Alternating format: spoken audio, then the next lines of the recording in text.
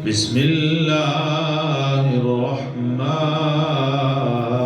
الرحیم لقد جاءکم رسول من انفسکم عزیز علیہ ما عنتم حریص علیکم بالمؤمنین رؤوف رحیم آمنت باللہ صدق اللہ مولانا العظیم ان اللہ وملائکتہ یصلون علی النبی یا ایہا الذین آمنوا صلوا علیہ وسلموا تسلیما درود پاک تمام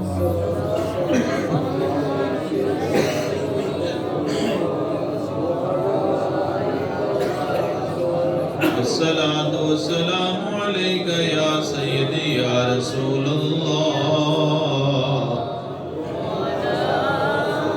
وعلا آلک واصحابک یا محمد رسول اللہ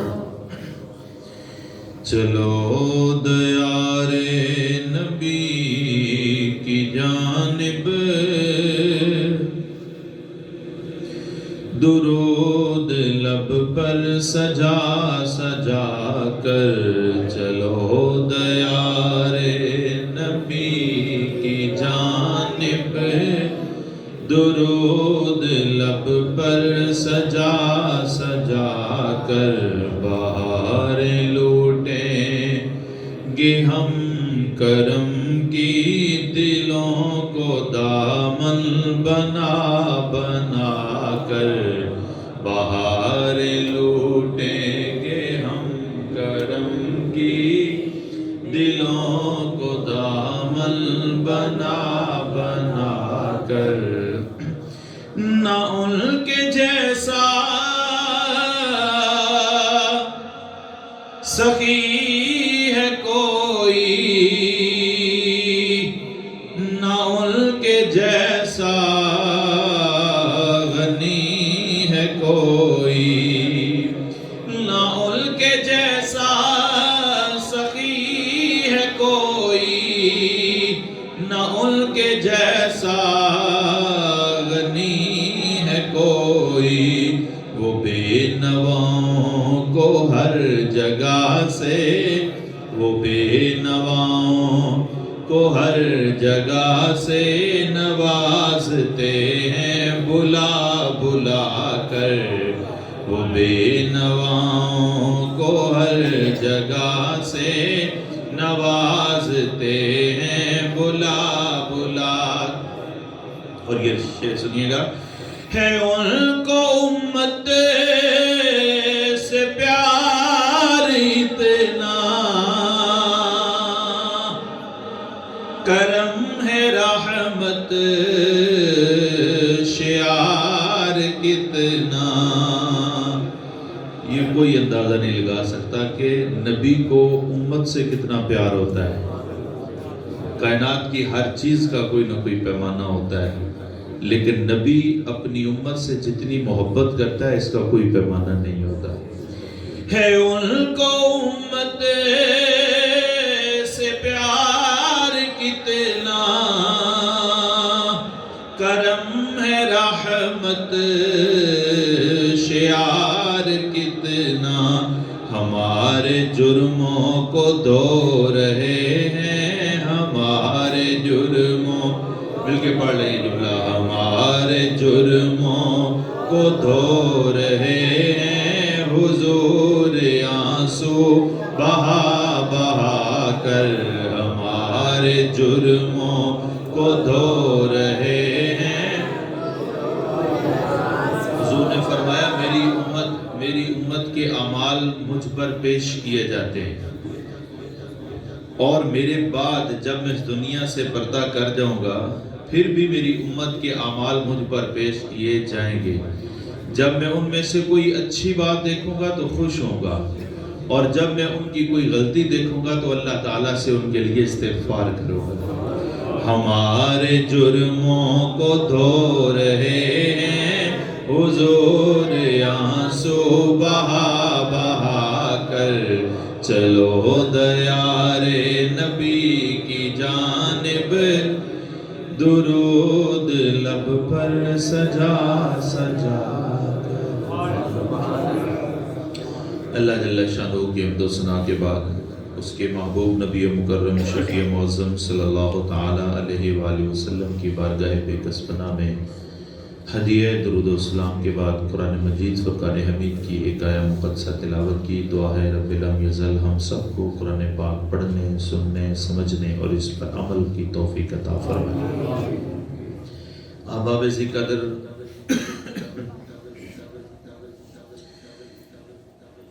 نبی اور امت کا جو رشتہ ہوتا ہے، جو تعلق ہوتا ہے، جس طرح ہم اگر یہ کہیں کہ جو ماں باپ کا رشتہ اپنی اولاد کے ساتھ ہوتا ہے یہ فطرتی ہوتا ہے، اس میں کوئی شعور اور سمجھ بوجھ والی بات نہیں ہوتی. جتنا پیار انسان کی ماں اور انسان کا باپ اپنی اولاد سے کرتا ہے، یقیناً اتنا ہی پیار ایک جنگل میں بسنے والا جانور وہ بھی اپنی اولاد سے اتنا ہی پیار کرتا ہے، اپنے بچوں سے اتنا ہی پیار کرتا ہے. مرغی انڈوں سے چوزے نکالتی ہے تو اس کو بھی اتنا ہی پیار ہوتا ہے. بحیثیت ماں اپنے چوزوں سے وہ اتنا ہی پیار کرتی ہے. تو یہ فطرتی عمل ہے جو والدین کا اولاد سے محبت کرنا ہے، یہ فطرتی عمل ہے. پڑھے لکھے بڑے لکھے لوگ وہ بھی اتنا ہی اپنی اولاد سے پیار کرتے ہیں جتنا کہ کوئی جاہل گنوار جنگلوں میں رہنے والے انسان بھی اپنی اولاد سے اتنا ہی پیار کرتے ہیں. تو یہ فطرتی عمل ہے اولاد سے محبت کرنا. اس سے بڑھ کر میں یہ تو نہیں کہوں گا کہ اسی طرح نہیں، اس سے بڑھ کر. کیوں اسی طرح؟ اس لیے نہیں کہوں گا کہ ہم نے میڈیا پر کئی دفعہ دیکھا ہے کہ باپ نے اپنی اولاد کو قتل کر دیا ہے. دور جاہلیت کی ہم باتیں سنتے ہیں، بیٹیوں کو زندہ درگور کر دیا جاتا تھا، باپ کو ترس نہیں آتا تھا، قبیلے کے سردار کو ترس نہیں آتا تھا، زندہ ہی دفن کر دیتا تھا. اس کا مطلب کیا ہے کہ محبت ہے. کیا محبت ہوئی کہ اگر بچے کو ذبح کر دیا. ٹی وی پر ہم ان دنوں میں دیکھتے ہیں باپ جو ہے اس نے اپنے سارے بچوں کو جو ہے وہ مار کے خود بھی کوئی چیز کھا لی اور وہ خود بھی ڈیڈ ہو گیا. یا پچھلے دنوں شیخ پورہ میں سنا تھا کہ 2 بچیاں تھیں، ان کو وہ کوئی کچرے کے ڈھیر پر پھینک کے چلا گیا تھا. یہ ہم دیکھتے ہیں. مطلب کیا ہے کہ میں اس لیے نہیں کہوں گا کہ اسی طرح نہیں، یہاں پر پیار میں کوئی کمی ہو سکتی ہے، لیکن کم و بیش 1,24,000 انبیاء کرام اللہ نے دنیا میں بھیجے ہیں. کسی پیغمبر کی ذات سے کوئی ایسی بات ہمیں نہیں ملتی کہ اس نے اپنی امت سے پیار نہ کیا. ہر پیغمبر اپنی امت سے پیار کرتا ہے، اور کتنا پیار کرتا ہے اس کی کوئی انتہا نہیں ہے. بس اسی محبت کے اظہار جو ہے اللہ جل شانہ نے گاہے بگاہے قرآن پاک میں کیا ہے. اور بعض جگہوں میں تو اپنے محبوب کو، چونکہ اب ہم نے بات کرنی ہے حضور کی، تو اللہ نے کہیں تو اپنے محبوب سے مخاطب ہو کر اس محبت کا، یعنی وہ محبت جو نبی کو اپنی بولیں امت سے ہے، اس کا کبھی تو اللہ نے اظہار نبی سے کیا ہے اور کبھی اللہ جل شانہ نے امت کو بتایا ہے. نبی کو اللہ رب العزت نے اظہار کیا، اور وہ اظہار کس انداز میں تھا میں ایک آیت پڑھوں گا تو ٹائم زیادہ ہوگا، آپ سمجھتے جائیں کہ اللہ ارشاد فرماتا ہے محبوب یہ جو ایمان نہیں لاتے نہ لائیں، چھوڑے ان کو، آپ ان کی خاطر اپنی جان کو ہلاک کر دیں گے. لعلک باخع نفسک، محبوب آپ اپنے آپ کو ہلاک کر دیں گے ان کی خاطر جو ایمان نہیں لے کے آ رہے. مطلب کیا ہے کہ اللہ نے اظہار کیا کہ محبوب آپ اتنے غمگین ہو جاتے ہیں جب یہ آپ پر ایمان نہیں لاتے، تو یہ کس چیز کا اظہار ہے کہ نبی کو اپنی امت سے پیار اتنا ہے، نبی کو اپنی امت سے پیار اتنا ہے کہ اتنے غمزدہ اور افسردہ ہو جاتے ہیں کہ اللہ ارشاد فرماتا ہے محبوب آپ کی جان ہلاک ہو جائے گی، آپ کی جان چلی جائے گی، اتنا دکھ آپ اپنے اندر رکھتے ہیں کہ آپ کی امت آپ پر ایمان، یہ بات یاد رہے، میں نے کو جملہ بول دیا کہ امت نبی کی ساری امت ہے۔ امت کے دو طبقے ہوتے ہیں، ایک طبقہ ہوتا ہے جو نبی پر ایمان لاتا ہے، ایک طبقہ ہوتا ہے جو نبی پر ایمان نہیں لاتا۔ اور یہ جو درد کی بات اللہ ارشاد فرما رہا ہے، یہ درد خالصتاً اس بات کا ہے کہ جو لوگ ایمان نہیں لاتے تھے۔ تو اسی طرح اور کئی مقامات پر بھی اللہ رب العزت نے ارشاد فرمایا محبوب آپ غم نہ کھائیں، اگر یہ ایمان نہیں لاتے تو نہ لائیں جائیں بھاڑ میں خود دیکھ لوں گا ان کو، آپ غم نہ کھایا کریں۔ مطلب کیا ہے کہ اللہ تعالیٰ اپنے محبوب کے دل میں جو محبت ہے امت کی اس کا اظہار کرتا ہے۔ اب امت کو کیا ارشاد فرمایا جا رہا ہے؟ کوئی شک تھا جناب صدیق اکبر کو کہ حضور کو ہم سے پیار نہیں ہے، کوئی شک تھا جناب فاروق اعظم کو کہ حضور کو ہم سے پیار نہیں، کوئی بلال حبشی کو شک تھا کہ حضور ہم سے پیار نہیں کرتے، صہیب رومی کو کوئی شک تھا کہ حضور ہم سے پیار نہیں کرتے، آل یاسر کو کوئی شک تھا کہ حضور ہم سے پیار۔ جب وہ مشرکین ان غلاموں کو تکلیف دیتے تھے، خدا گواہ ہے کہ حضور جب اپنے صحابہ میں جا کے بیٹھتے تھے تو حضور کی آنکھوں سے آنسو نکلتے تھے۔ اور وہ آنکھوں سے آنسو کیوں نکلتے تھے؟ صحابہ عرض کرتے ہیں یا رسول اللہ یہ دکھ کا اظہار کیسا ہے؟ ارشاد فرمایا آج میں امیہ کو دیکھا ہے وہ بلال کو تکلیفیں دے رہا ہے، آج میں نے ابو جہل کو دیکھا ہے وہ آل یاسر کو تکلیفیں دے رہا تھا۔ تو وہ محبت کا اظہار ہے جو اپنی امت سے ہوتا ہے نبی کو۔ تو سنیے گا اللہ رب العزت کیا ارشاد فرماتا ہے۔ اللہ جل شانہ نے ارشاد فرمایا لَقَدْ جَاءَكُمْ رَسُولٌ مِّنْ أَنفُسِكُمْ، تحقیق ہمارا وہ محبوب رسول آ گیا، تمہیں میں سے ہے، وہ تمہیں میں سے ہے، اور پھر ہے کیسا؟ عزیز علیہ ما عنتم، اس پر بڑی بھاری گزرتی ہیں وہ باتیں جو تمہیں تکلیف دیتی ہیں۔ نبی کی محبت کتنی ہے نبی کے دل میں؟ ارشاد فرمایا عزیز، اس پر بڑی بھاری ہوتی ہیں وہ باتیں، ارشاد فرمایا کون سی؟ علیہ، ان پر، ما عنتم، جو تم پر بھاری ہوتی ہیں، جو تمہیں مشقت میں ڈالتی ہیں، جو باتیں تمہیں تکلیف میں ڈالتی ہیں، جن باتوں سے تمہیں تکلیف ہوتی ہے، جن باتوں سے تمہیں دکھ ہوتا ہے، جو تم پر بھاری ہوتی ہیں، فرمایا وہ محبوب کو بھی پسند نہیں ہوتی، وہ محبوب کو تکلیف دیتی ہیں باتیں جو تمہیں تکلیف دیتی ہیں۔ اور پھر ارشاد فرمایا حریص علیکم بالمؤمنین، سنو تمہاری بھلائی کے بڑے چاہنے والے ہیں یہ میرے محبوب۔ یہ جو رسول تمہارے پاس آئے ویسے اتنی باتیں حضور کی محبت بھری ہیں، کیسی امت ہے کہ سبحان اللہ ہی کہنا گوارا ہے، یہ بھی کہنا پڑتا ہے کہ یار حضور کو ہم سے محبت ہے، سبحان اللہ ہی کہنا۔ چلے خیر مرضی، یہ تو ہر ایک کی اپنی اپنی مرضی، یا باتیں سمجھ نہیں آتی، اور اگر سمجھ آتی ہیں تو پھر ہم ویسے ہی تھکے ہوئے ہوتے ہیں کہ ہم سے سبحان اللہ بھی نہیں کہے، یا پھر ہم دل میں کہتے ہیں میں اتنا حسن ظن ضرور رکھتا ہوں کہ سننے والے دل میں سبحان اللہ بولیں ضرور کہتے ہیں، لیکن زبان سے ادا ہونے والے جملے پر فرشتے گواہ ہو جاتے ہیں، فرشتے گواہ ہو جاتے ہیں، یا اللہ اس نے سبحان اللہ کہا تھا، یا اللہ اس نے آمین کہا تھا، یا اللہ اس نے تیرا ذکر کیا تھا، ہم گواہی دیتے ہیں، لیکن جو دل میں بات ہوتی ہے نا اس کی کوئی گواہی نہیں ہوتی۔ تو پھر ایسا کرنا چاہیے جس پر فرشتے بھی گواہ۔ اور یہ بھی یاد رکھیں جب جمعے کی یہ خطبہ ہو رہا ہوتا ہے نا تو فرشتے بیٹھے ہوئے ہوتے ہیں، فرشتے، اب یہ نہ سمجھیں کہ صرف آپ اکیلے سننے کے لیے آئے ہوئے ہیں مسجد میں، یہ نہ سمجھیں کہ آپ اکیلے بیٹھے ہوئے، باخدا حضور نے فرمایا ہے کہ جب جمعے کا دن ہوتا ہے، جمعے کی اذان آتی ہے، اللہ کی رحمت کے فرشتے مساجد کے دروازے پہ کھڑے ہو جاتے ہیں، اور وہ کرتے کیا ہے؟ جو مسجد میں آتے ہیں نا جمعہ پڑھنے کے لیے ان کے نام لکھتے ہیں، اور نام تو کرامن کاتبین بھی لکھ رہے ہیں۔ اللہ تعالیٰ کو بھی پتا ہے کہ کون جمعے کے لیے آ رہا ہے، اللہ کو بھی پتا ہے کون نماز پڑھنے کے لیے آ رہا ہے، کون تقریر سننے کے لیے آ رہا ہے، اللہ کو بھی پتا ہے جو لوگوں کو دکھانے کے لیے آ رہا ہے، یہ جو اخلاص ہے اللہ کو سب پتا ہے، لیکن یہ فرشتے کیوں مقرر کرتا ہے؟ یہ انسان کی عظمت کے لیے ہے۔ حضور نے فرمایا فرشتے آ جاتے ہیں، یہ مساجد کے دروازے پر لکھنے لگ جاتے ہیں، لیکن جب خطیب صاحب آتے ہیں، حضور نے کیا ارشاد فرمایا؟ جب بولیں جب خطیب صاحب آ جائیں پھر کیا ہوتا ہے؟ حضور نے فرمایا پھر وہ فرشتے اپنی وہ جو ان کے پاس رجسٹر کاپیاں دفتر ہوتے ہیں وہ بند کر دیتے ہیں، وہ کیا کر دیتے ہیں؟ تو پھر کیا کرتے ہیں؟ وہ چلے نہیں جاتے. حضور نے فرمایا وہ مسجد میں بیٹھ کر خطیب کا خطبہ سنتے ہیں.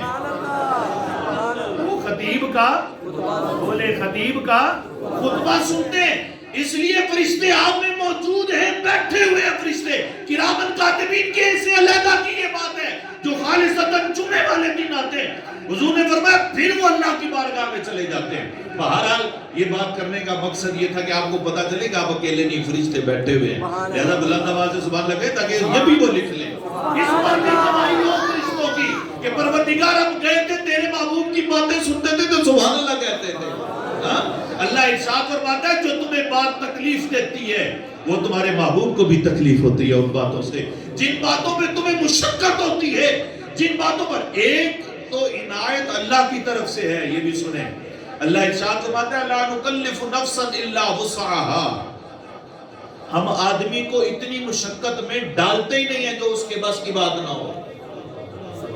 جو انسان کے بس کی بات نہ ہو ہم اس میں انسان کو بولے ڈالتے ہی نہیں ہیں. اتنی مشقت ڈالتے ہیں جتنی انسان بیچارہ برداشت کر سکتا ہے, جتنا کوئی برداشت کر سکتا ہے. بے شک اللہ کہتا ہے اگر تندرست ہو, پانی سے تمہیں کوئی پریشانی نہیں تو وضو کر کے نماز پڑھو. کیا کرو؟ وضو کر کے نماز پڑھو. اگر بخار ہو جائے سردیوں میں, کب؟ سردیوں میں بخار ہو جائے, اللہ کہتا ہے وضو چھوڑ دو, تیمم کر کے نماز پڑھ لو. تو کتنا مہربان رب ہے یہاں, کتنا کرم کرنے والا وہ رب ہے.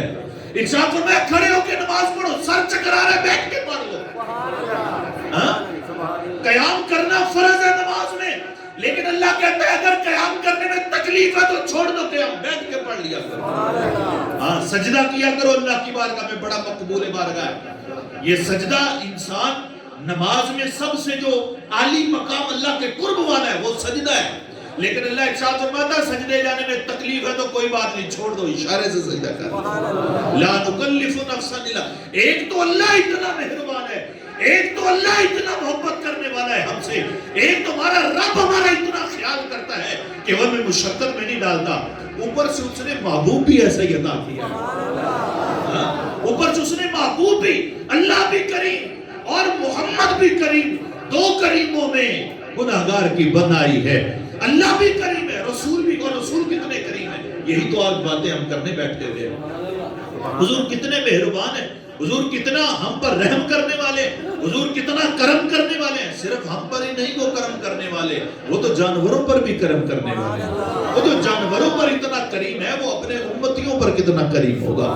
حضور یہ نماز تراویح آ رہی ہے 2 مہینے بعد, انشاءاللہ پڑھیں گے نا انشاءاللہ. 8 کے 20, ہاں جی 20 پڑھیں گے انشاءاللہ. 20 پڑھیں گے. چلیں 8 پہ بریک لگ گئی تو خیر ہے, 20 پڑھیں گے انشاءاللہ. انشاءاللہ سبھی بولیں.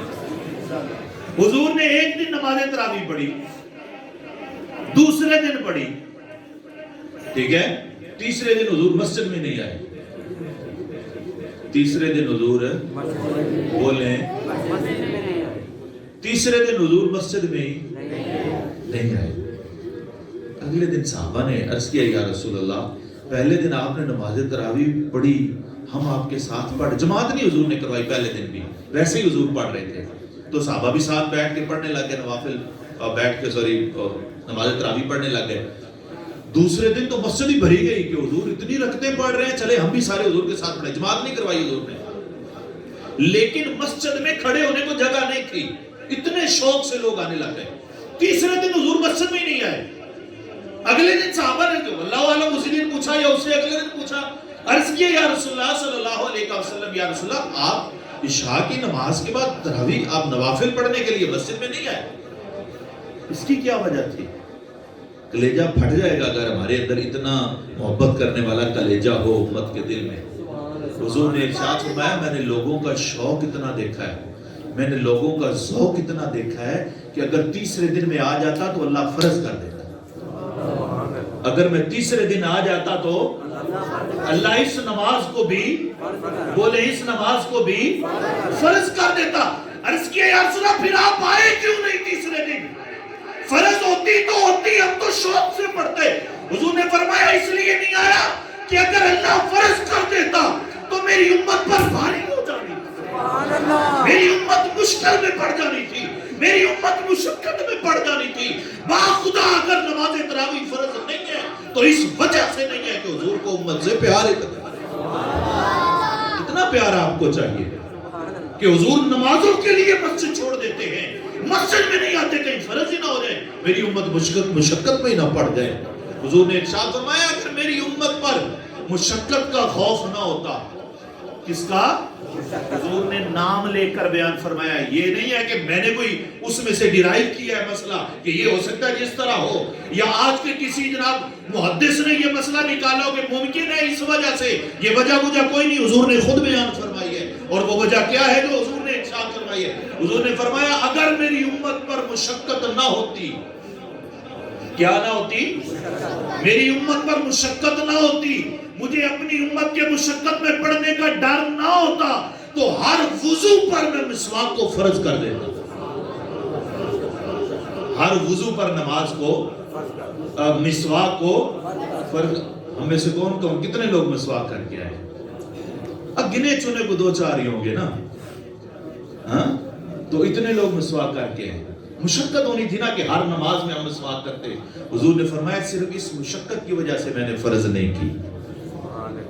سبحان اللہ، مسواک کرنی پوں گی نا پھر مسواک سبحان اللہ نکلتی ہوئی تھی۔ کتنی محبت ہے امت پر۔ لا نکلف نفسا الا وسعها، اللہ کہتا ہے ہم کسی پر اتنا بوجھ نہیں ڈالتے جو اس کو سنبھالنے کی، اس کو اٹھانے کی اس میں قوت نہیں ہوتی۔ اللہ نے کتنی نمازیں فرض کی تھی پہلے؟ کتنی؟ کیا بات ہے، معراج کے مہینے کی یہ تو کرم نوازی ہے نا، یہ فیض تو معراج کے مہینے کا ہے نا۔ ہمیں پتہ ہے ہم میں سے ہر ایک کو کتنی نمازیں فرض ہوئی تھی؟ کتنی؟ 50۔ اللہ کیا کہتا ہے؟ لا نکلف نفسا الا وسعها۔ اس کا مطلب یہ ہے کہ ہم میں طاقت تھی کہ ہم 50 پڑھ سکتے تھے، جنہیں نہیں پڑھنی ہو نفانی بھی نہیں پڑھنی، لیکن جنہوں نے پڑھنی ہے وہ 50 بھی پڑھ لیتے اگر فرض رہتی ہوئی لیکن رہی نہیں۔ اب اللہ کی طرف سے تو فرض 50 ہی تھی، لیکن یہ 5 کیسے ہو گئی؟ یہ 5 کیسے ہو گئی؟ یہ صرف نبی کی اپنے امت سے جو محبت اور شفقت ہے، اس شفقت کی وجہ سے 50 سے 5 ہو گئی۔ 50 سے 5۔ یہ کس لیے؟ طاقت تھی کہ 50 کر سکتے تھے۔ لا نکلف نفسا الا وسعها، 50 پڑھ سکتے تھے، لیکن محبوب کو اپنی امت سے پیار اتنا تھا، عرض کرتے ہیں مولا کم کر دے، 50 کون پڑے گا؟ بڑی مشقت ہو جائے گی، بڑی بھاری پڑ جائے گی، بڑی مشکل ہو جائے گی۔ اللہ نے ارشاد فرمایا محبوب چل 5 کم کر دیتے ہیں۔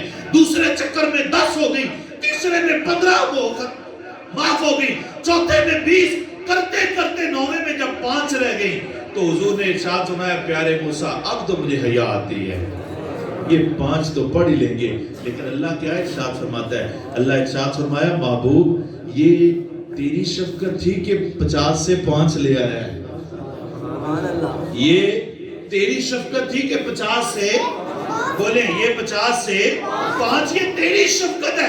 چل محبوب یہ تیرا امت سے پیار ہے کہ 50 سے 5 ہوئی ہے، یہ میرا تجھ سے پیار ہے، پڑھیں گے 5 سواب 50 کا۔ آپ کتنے کا؟ 50۔ اب یہ نہیں ہے کہ ایک پڑھے اور اگلے 2 دن نماز سے پارا کہ جناب 10 پوری ہو گئی ہیں ایک پڑھنے سے، یہ نہیں ہے۔ جو پڑھیں گے اس کا ثواب 10 گنا ہوگا، جو پڑھیں گے اس کا ثواب کتنا ہوگا؟ 10 گنا۔ جو نہیں پڑھیں گے اس کا ثواب کوئی نہیں ہے۔ یہ تو حضور کی شفقت ہے ہم پر، حضور کی محبت ہے امت پر کہ 50 سے وہ 5 کر رہے ہیں۔ اب آپ اسی قدر کہاں سے اور کس زاویے سے آپ دیکھیں گے کہ نبی کو اپنی امت سے پیار کتنا ہوتا ہے، اس کو ہی آپ سمجھ لیں۔ حضرت عباس رضی اللہ تعالیٰ عنہ یا حضرت عبداللہ ابن عباس ہیں، عرض کرتے ہیں یا رسول اللہ صلی اللہ علیہ وسلم مدینہ پاک میں تو ہم جہاں بھی ہوتے ہیں دل چاہتا ہے آپ سے ملاقات کے لیے تو آپ کی بارگاہ میں حاضر ہو جاتے ہیں، ملاقات ہو جاتی ہے۔ یا رسول اللہ اگر قیامت کے دن آپ کو ڈھونڈنا ہوا، ملاقات کرنی ہو تو آپ کہاں ملیں گے؟ آپ کہاں ملیں گے؟ قربان جائیں۔ حضور نے کیا ارشاد فرمایا؟ اب اس کو بھی سمجھیں۔ حضور نے ارشاد فرمایا اگر مجھے ملنا ہونا تو دیکھ لینا میں میزان میں کھڑا ہوں گا۔ کہاں پہ کھڑا ہوں گا؟ وَنَدَعُ الْمَوَازِينَ الْقِسْطَ، جب اللہ کے انصاف کا ترازو لگا ہوا ہوگا، جب چھوٹے سے چھوٹا پاپ اور بڑے سے بڑا پاپ تولا جا رہا ہوگا، حضور نے فرمایا مجھ سے ملنا ہو تو میزان پہ آ کر ملنا ہے۔ اب اپنے ایمان سے گواہی لے، میزان پہ حضور کا کیا کام؟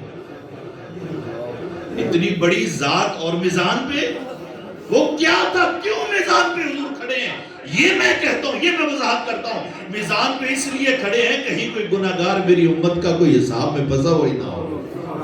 وہ امت کی محبت کے لیے میزان میں کھڑے ہیں۔ عرض کیا یا رسول اللہ اگر میزان میں بھی نہ ملے تو ارشاد فرمایا پھر دیکھ لینا کہیں پل صراط کے آس پاس کھڑا ہوگا۔ کہاں پہ کھڑا ہوگا؟ پل صراط کے آس پاس کھڑا ہوگا۔ رب سلم رب سلم امتی، رب سلم امتی، رب سلم امتی، میں اپنی امت کو بچاتا ہوگا۔ عرض کیا یا رسول اللہ وہاں پہ بھی نہ ملے تو ارشاد فرمایا پھر دیکھ لینا آب کوثر پہ تو لازمی کھڑا ہوگا۔ آب کوثر پہ کیا ہے؟ ارشاد فرمایا اس لیے آب کوثر پہ کھڑا ہوگا کہ میری امتوں دنیا میں پیاسی، پھر حشر کے میدان میں اتنا عرصہ طویل پتہ نہیں کتنے کتنے پسینوں میں ڈوبی ہوئی میری امت کو جب پیاس لگے گی تو اپنی امت کو میں آب کوثر کے جام پلاتا ہوں گا۔ تو میدان حشر میں کہیں میزان پر، کہیں آب کوثر پر، کہیں پل صراط پر، صرف کس لیے؟ اپنی امت کو دیکھنے کے لیے۔ یار اتنی محبت حضور نے ارشاد فرمایا اللہ نے ہر نبی کو، کس کو؟ ہر نبی کو ایک دعا دی ہے، اس کو اختیار دیا ہے ایک دعا کا کہ وہ نبی جو مانگے گا پوری ہوگی۔ ویسے تو نبی کی کوئی بات بھی اللہ نہیں ٹالتا ہوتا، لیکن یہ کوئی مخصوص بات ہے، اب پتہ نہیں اس میں کتنی محبت ہے اللہ کی، ہم تو اندازہ لگا نہیں سکتے۔ ارشاد میں ہر پیغمبر کو اللہ نے ایک دعا دی ہے، سنو مجھے جو اللہ نے اختیار دیا ہے وہ اپنی امت کے لیے میں نے بچا کے رکھا۔ ہر پیغمبر نے وہ دنیا میں دعا مانگی ہے، ارشاد فرمایا مجھے کتنی بھی تکلیفیں آئی ہیں، جتنی بھی پریشانیاں آئی ہیں، جتنی بھی مصیبتیں آئی ہیں، فرمایا میں نے وہ دعا نہیں لی، میں نے اس دعا کو استعمال نہیں کیا، فرمایا اس دعا کو میں نے اپنی امت کے لیے رکھا ہے کہ جب کل قیامت کا دن ہوگا، میری امت تکلیف میں مبتلا ہوگی، میری امت پریشانی میں مبتلا ہوگی، میں اپنے رب سے دعا کروں گا اور اپنی امت کی شفاعت کروں گا۔ پھر حضور نے ارشاد فرمایا،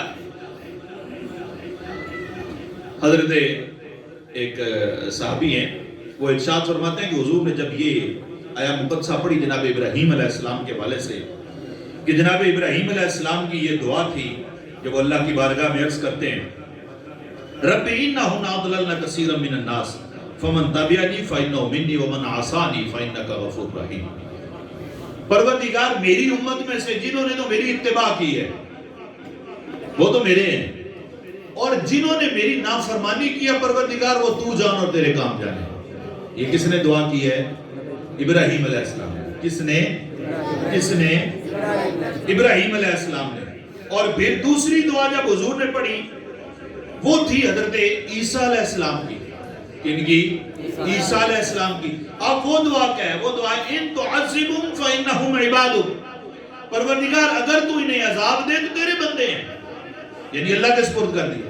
ابراہیم علیہ السلام نے بھی اللہ کے سپرد کر دیا، عیسیٰ علیہ السلام نے بھی اللہ کے سپرد کر دیا، اگر تو عذاب دے تو تیرے ہی بندے ہیں۔ وَإِن تَغْفِرْ لَهُمْ فَإِنَّكَ أَنْتَ الْعَزِيزُ الْحَكِيمُ، پروردگار اگر تو ان کو معاف کر دے تو بھی تیرے اس میں، عذاب دے یا معاف کر یہ تیرے ہیں۔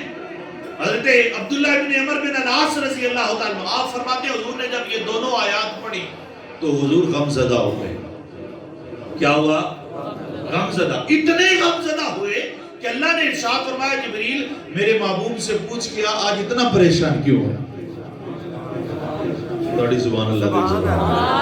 اللہ پوچھتا ہے جبریل جاؤ میرے محبوب سے پوچھو اتنا پریشان کیوں ہے، اور پھر ساتھ ہی یہ بھی ارشاد فرمایا کہ جبریل یہ نہ سوچے کہ اللہ کو پتہ نہیں ہے، یا کوئی جس کو روایت پاک میں ملے کہ اللہ کو پتہ نہیں تھا، ساتھ ہی اللہ نے ارشاد فرمایا جبریل مجھے پتہ ہے کیوں غمزدہ ہے، لیکن جا تو پوچھ کیا میرا محبوب کیوں غمزدہ ہے۔ جبریل امین آتے عرض کرتے ہیں یا رسول اللہ آج اللہ پوچھتا ہے آپ سے کہ آپ اتنے غمزدہ کیوں ہیں؟ حضور نے ارشاد فرمایا کہ میرے اللہ کو میری یہ گزارش پیش کرو کہ میری امت اللہم امتی ابراہیم علیہ السلام نے عرض کیا پروردگار تیرے ہیں، پروردگار تیرے ہیں، تو جو مرضی کر۔ عیسیٰ علیہ السلام نے عرض کیا مولا تیرے ہیں، جو مرضی کر، لیکن اللہم امتی، اللہم امتی، اللہم امتی، پروردگار یہ میری امت ہے، پروردگار جیسی بھی ہے، اچھی ہے بری ہے، بھلے عمل والی ہے برے عمل والی ہے، لیکن امتی امتی یہ میری امت ہے، یہ میری امت ہے۔ جبریل امین اللہ کی بارگاہ میں عرض کرتے ہیں پروردگار تیرا محبوب یہ کہتا ہے کہ میری امت ہے، وہ ابو بکر ہو یا وہ 1400 سال بعد آنے والا کوئی گناہگار ممبر پر بیٹھا ہو، یہ میری امت میری ہے۔ تو اللہ ارشاد فرماتا ہے جبریل ایک بار اور جا میرے محبوب کو جا کر کہہ کہ اے محبوب آپ پریشان نہ ہو،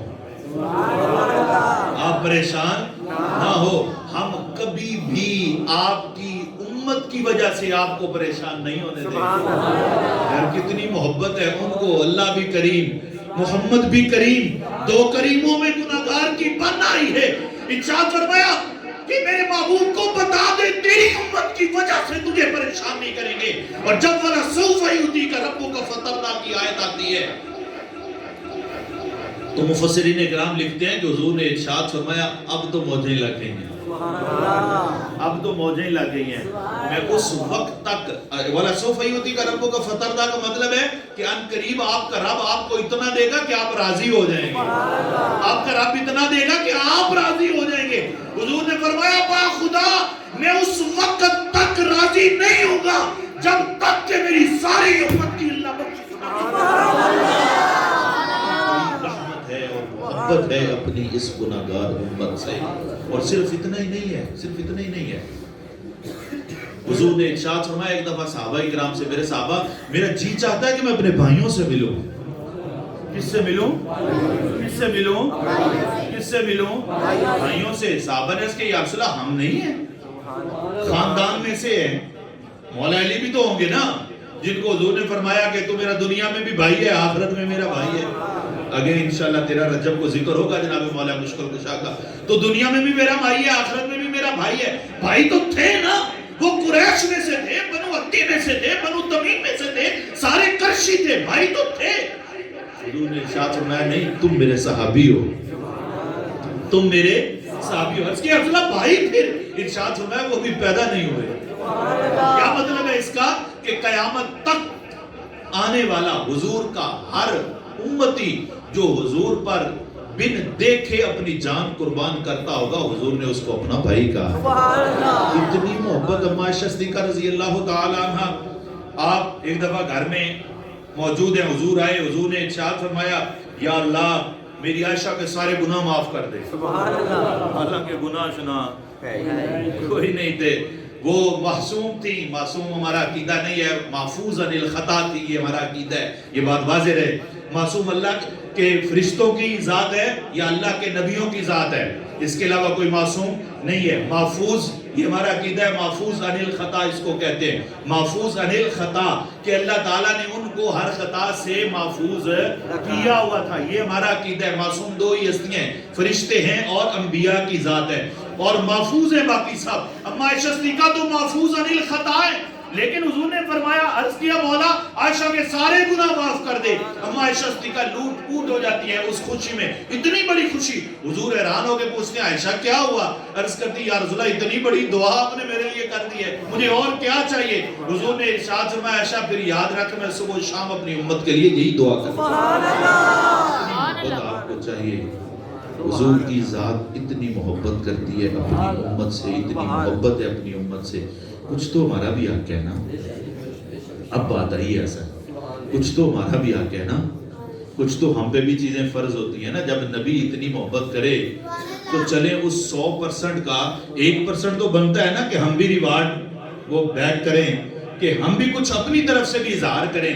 یہی نہ ہو کہ بس سبحان اللہ اچھی آپ کے گل مکا دیے، نہیں، ہمارا بھی فرض ہے۔ اور ہمارا فرض کیا ہے؟ جب محبوب نے اتنی شیورٹیاں دی ہیں، شفاعت کی، معافی کی، پل صراط والی، وہ آب کوثر والی، وہ میزان والی، اتنی مل گئی ہیں، تو پھر حضور نے فرمایا نماز میری آنکھوں کی ٹھنڈک ہے، تو حضور کی آنکھوں کو ٹھنڈک ہی پہنچا دیا کریں۔ ہاں، حضور کی آنکھوں کو ٹھنڈک ہی پہنچا دیا کریں۔